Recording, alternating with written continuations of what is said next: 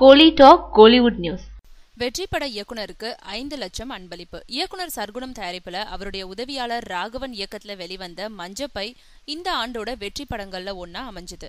அது மட்டும் இல்ல, படம் தெலுங்கு, ஹிந்தின்னு மத்த மொழிகள்லயும் ரீமேக் செய்யறதுக்கான உரிமை பல லட்சங்களுக்கு விலை போயிருக்கு.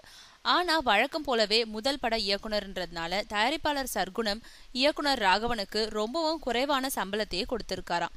படத்தை வாங்கி வெளியிட்ட திருப்பதி பிரதர்ஸ் நிறுவனம் பல கோடி ரூபாய்களை லாபமா பார்த்திருக்கு. இயக்குனர் ராகவனுக்கு பெருசா சம்பளம் வழங்கப்படலன்றத அறிஞ்ச திருப்பதி பிரதர்ஸ் நிறுவனத்தோட உரிமையாளர்கள்ல ஒருத்தரான இயக்குனர் லிங்குசாமி அவர் அழைச்சு 5 லட்சம் ரூபாய் அன்பளிப்பா கொடுத்தாராம்.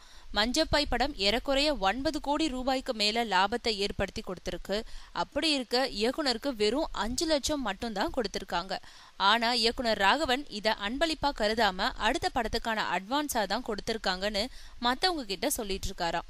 மஞ்சப்பை படத்திலேயே ஒரு சில பாடல்களையும் காட்சிகளையும் லிங்குசாமியோட யோசனைப்படி மீண்டும் படப்பிடிப்பு நடத்தினதுனாலதான் படத்தோட வெற்றியும் இருந்ததுன்னு பேசிக்கிறாங்க. அப்படி இருக்க அவருக்கு எப்படி வாய்ப்பு வழங்குவாங்கன்னு கோலிவுட்ல பேசிக்கிறாங்க.